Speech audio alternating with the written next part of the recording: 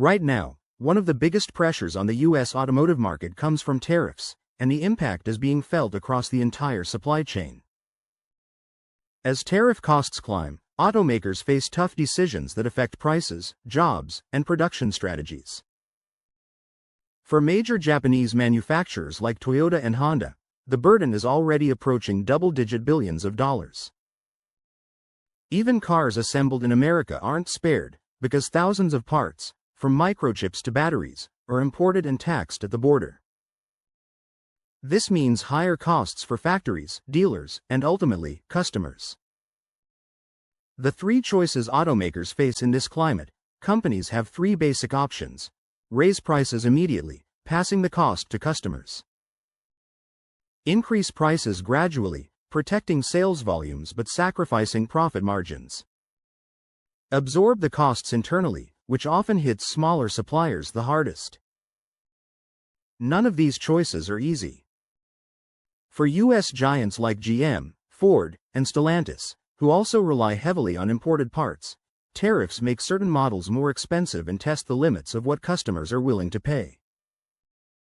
Consumers often have a monthly payment in mind, and when prices break that threshold, demand slows.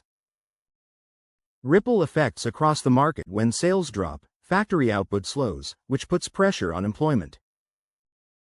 Small suppliers with limited cash flow are especially vulnerable, facing risks to quality, delivery schedules, and financial stability.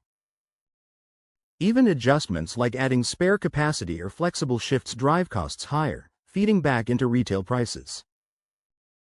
Calls for localizing production are growing, but full localization isn't realistic in the short term. Raw material supply, factory capacity, and quality approvals all take time. Opening new supplier relationships often causes temporary efficiency losses. The Washington factor policy decisions in Washington are central to this story. Proposed measures like a 15% import ban on certain vehicles could offer partial relief, but until the exact rules and start dates are confirmed, uncertainty keeps price lists in flux. Automakers and suppliers are waiting for written, simultaneous announcements to plan with confidence.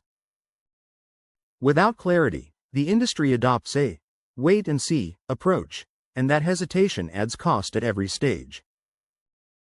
Electric vehicles and more. The electric vehicle market is even more exposed to tariffs because of its dependence on imported batteries, microchips, and power electronics.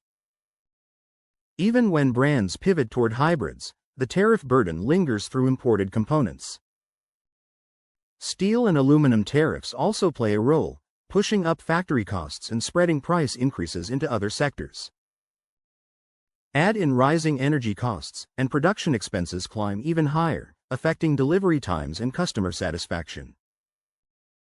Managing the pressure: many automakers are relying on a three-pronged strategy to weather the storm: tiered pricing to soften the shock for customers while protecting margins; supply chain diversification to reduce reliance on a single source; flexible capacity to adapt shifts and production mixes as demand changes. Clear communication with customers is also key. People want straightforward answers when prices rise or parts are delayed. Consistent messaging between sales and service teams builds trust, which can help maintain sales momentum even in difficult times. The bottom line: tariffs increase costs, and those costs inevitably show up in the sticker price. Without a clear policy timeline from Washington, the market remains unstable, jobs are at risk, and the balance between price, volume, and profit becomes harder to maintain. A well-defined, written schedule could restore confidence, stabilize pricing, and allow both automakers and suppliers to plan effectively. Without it, the uncertainty will continue, along with the wait-and-see approach that keeps costs climbing. So here's the question: will Washington deliver a quick, clear plan, or will the auto industry remain stuck in limbo? Share your thoughts in the comments, and stay tuned for more updates on how tariffs are reshaping the U.S. automotive market.